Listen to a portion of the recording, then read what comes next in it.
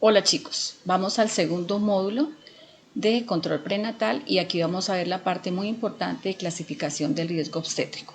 Y específicamente vamos a hablar de lo que llamamos el modelo biopsicosocial, que es el que quiero que ustedes aprendan.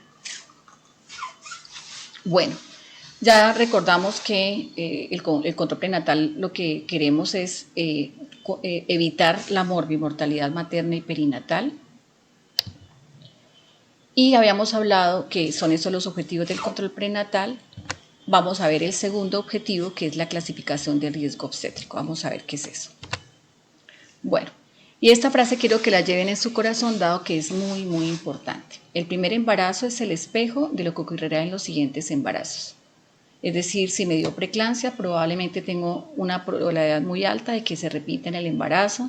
Si tuve parto pretérmino, si tuve un bebé con restricción del crecimiento intrauterino, si tuve un bebé con una anomalía genética. Digamos, hay cosas que se pueden repetir y por tanto es muy importante mirar qué pasó en los embarazos previos, hacer un buen interrogatorio a las pacientes. Pero tenemos un grupito especial que son las primigestantes, en donde las únicas pistas que tenemos son la condición médica al inicio del embarazo, y allí nos ayudarían mucho los antecedentes personales y familiares, cómo le fue a la mamá, cómo le fue a las hermanas, a las primas, a las tías, dado que hay ciertas patologías que tienen componente hereditario, por ejemplo la preeclampsia. Si mi mamá o mi hermana tuvo preeclampsia y yo soy primigestante, probablemente pues mi riesgo está por encima de la población general y hay que tener en cuenta, vamos a ver esos riesgos más adelante. Muy importante el concepto de primipaternidad. ¿Qué es primipaternidad? Es la paciente que ya tiene hijos, pero de una pareja diferente y cambió de pareja, tiene un nuevo esposo. Cuando uno cambia de pareja, vuelve a ser primigestante inmunológico y se comporta como si fuera el primer embarazo. Entonces digamos que ya los antecedentes anteriores no cuentan tanto, sobre todo si fueron muy buenos, es como comenzar de cero y volvemos otra vez a hacer los análisis como si fuera una paciente embarazada por primera vez. Los factores de riesgo están divididos en estos 4 grupos: las características individuales, la historia reproductiva anterior, que son los antecedentes obstétricos que les estaba mencionando, las desviaciones obstétricas del curso normal del embarazo y algunas enfermedades clínicas de base. Miremos qué es eso. Bueno, en cuanto a las características individuales, básicamente tienen relación con la condición con la que comienza la embarazada su embarazo. Por ejemplo, no es lo mismo estar embarazada a los 20 años que ser una gestante adolescente, que tiene mayor riesgo, obviamente, o una gestante de edad avanzada, o algunos le dicen gestante añosa, mayor de 35 años. Eso implica unos riesgos especiales, diferente a la paciente de 20, 22, 25 años. Hay ciertos como riesgos como la ocupación, el esfuerzo físico, la baja escolaridad, la malnutrición, llámese por obesidad o por bajo peso, el uso de drogas ilícitas, la violencia doméstica, múltiples compañeros sexuales y algunas condiciones psicosociales que vamos a ver que pueden hacer que aparezca más rápido un factor que complique el embarazo. Lo vamos a ver más adelante. El segundo grupo de pacientes se refieren a la historia reproductiva anterior, es decir, las pacientes que ya tienen hijos y que tuvieron alguna complicación en el embarazo. Entonces, por ejemplo, aquí les subrayé datos más importantes: aborto habitual, es decir, 3 o más abortos consecutivos, la antecedente de preeclampsia, eclampsia, tromboembolismo, parto prematuro, restricción, muerte fetal, restricción, fetos cromosómicamente anormales. Digamos, ya estas pacientes con ese antecedente obstétrico adverso ameritan el manejo por el especialista y en algunos casos por el perinatólogo, de tal modo que ya esas pacientes ya no son de bajo riesgo y hay que remitirlas de entrada para manejo conjunto. El tercer grupo de pacientes, y estas son las más importantes, dice desviaciones obstétricas del embarazo actual. Estas son las más importantes. ¿Qué grupos son? Son pacientes que aparentemente eran de bajo riesgo, son pacientes, sobre todo las primigestantes, que no tenemos ningún otro antecedente ni historia familiar que sea relevante, o incluso las multigestantes que tuvieron un embarazo previo normal, en donde empezamos a ver que se salen del curso normal del embarazo. Ojo este grupo de pacientes porque son las más importantes. Entonces, ¿qué se puede salir del curso normal del embarazo? De desviaciones en el crecimiento fetal. Vino a un control prenatal y de pronto vi que la altura uterina no es adecuada, que está muy pequeñita la altura uterina para la edad gestacional o está muy aumentada.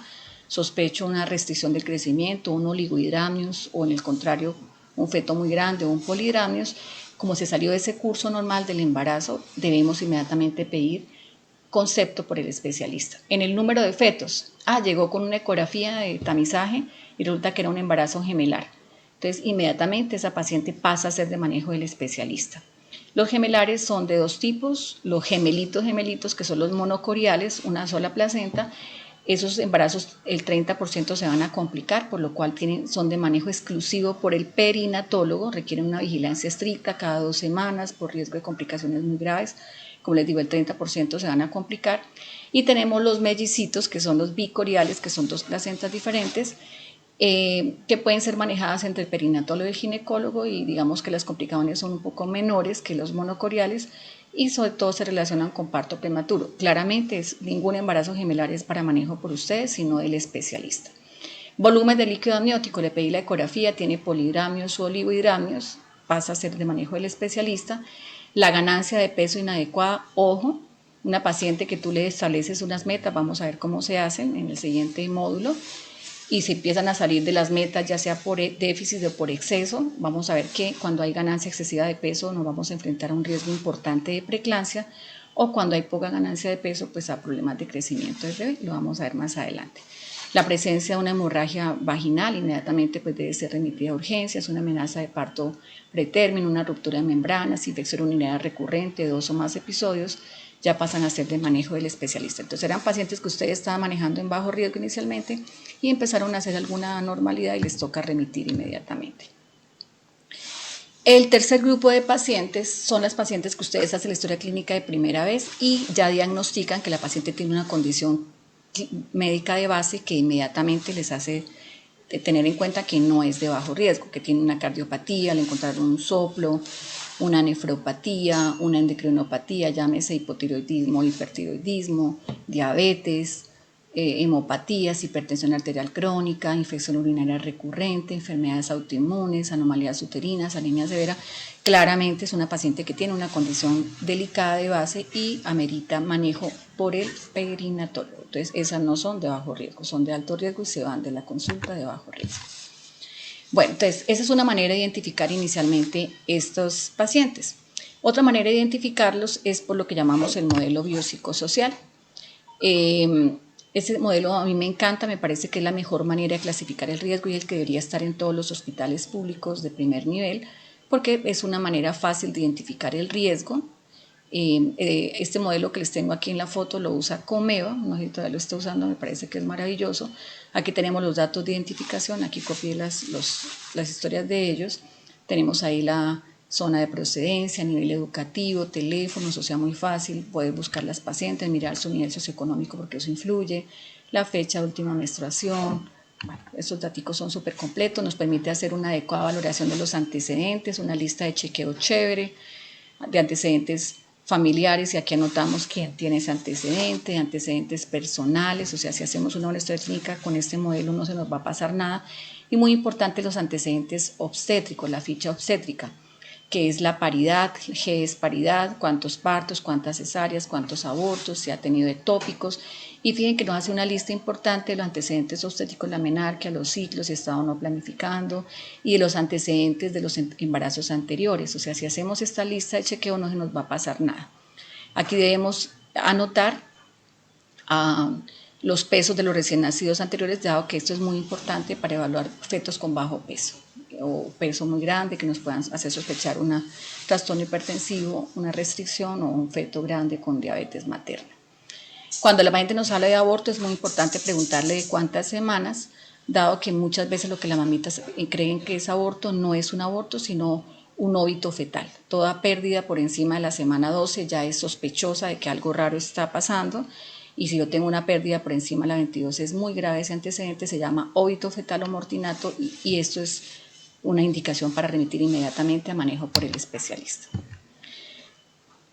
En esta valoración del riesgo hacemos una consulta inicial de valoración del riesgo, ya vamos a ver en el siguiente módulo cuándo se hace, y evaluamos esto, la edad, y fíjense que aquí vamos dando una puntuación, dependiendo de la edad, unos riesgos, la paridad, antecedentes obstétricos, algunos yo diría que están subvalorados, y a mí me dice que tuvo trastorno hipertensivo, una vez le pongo 10, pero pues ya por el listado anterior usted ya a esa paciente le han clasificado como de alto riesgo.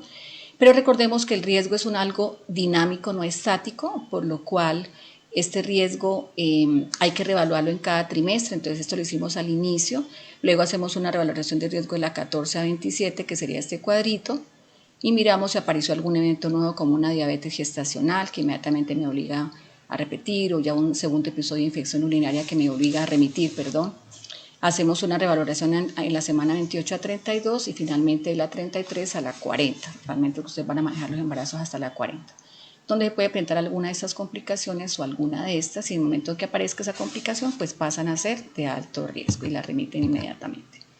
También hay que evaluar los riesgos psicosociales, dado que si yo tengo un entorno adverso, problemas familiares, soy una adolescente que no ha avisado en mi casa que estoy embarazada y estoy enfrentando solo un embarazo, pues voy a tener más riesgo de complicarme de preeclampsia, de diabetes, de parto prematuro, porque todo esto influye de manera negativa en el embarazo. Entonces lo que tenemos acá, tensión emocional, humor depresivo, síntomas neurovegetativos, suena como raro, soporte familiar en tiempo, en espacio, suena como raro, pero sí es muy importante, dado que muchas muertes maternas que hemos analizado tienen que ver más con condiciones psicosociales, de problemas familiares, que incluso con condiciones médicas iniciales.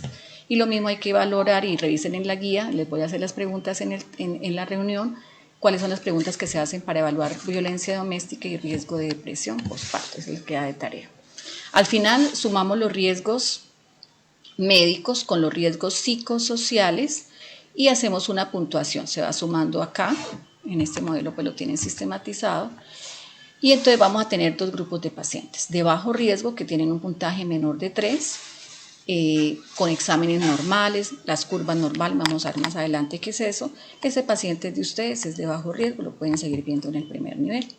Vamos a tener un segundo grupo de pacientes que tienen el puntaje menor de 3, pero con algunas pruebas clínicas o de laboratorio o algunas curvas anormales, vamos a ver más adelante qué es eso. Ese sería básicamente por el médico general, debe remitir al especialista, pedir una valoración por el especialista. Y finalmente vamos a tener un segundo grupo de pacientes que son 3 o más, que sería alto riesgo. Si este alto riesgo es básicamente por factores psicosociales, es decir, no tiene apoyo familiar, eso la tiene muy estresada, pues ese no hay necesidad de remitirle al ginecólogo. Lo que hacemos es una intervención con nuestro equipo de salud, que está conformado por el ginecólogo, por el psicólogo, por la enfermera, por la nutricionista. Rodeamos a esa paciente, llevamos a intervenir ese proceso. Y tenemos algunas que tienen que ver con pruebas clínicas y del laboratorio y curvas anormales. Estas sí definitivamente pues, son de manejo por el especialista, y obviamente tenemos que remitir inmediatamente. Este es un modelo de cómo se hace el tamizaje clínico y laboratorio en ese modelo de Comeva. Realmente no son las pruebas de laboratorio, o sea, no es un sitio donde anotar los exámenes. De hecho, aquí está desactualizado, qué pena. Antes hacíamos curva de 3 valores, ya hacemos curva de 75 que son de 2 valores, hacíamos 3 de Sullivan. Pero les dejo el modelo para que sepan que uno puede tener este modelo en el rural y usarlo para tener un sitio donde anotar los exámenes. No es que sean los exámenes de control prenatal, eso lo vamos a ver en el siguiente módulo. Y un sitio donde anotar estudios ecográficos por trimestres. Bueno, esta parte la vamos a ver en la segunda parte de este módulo.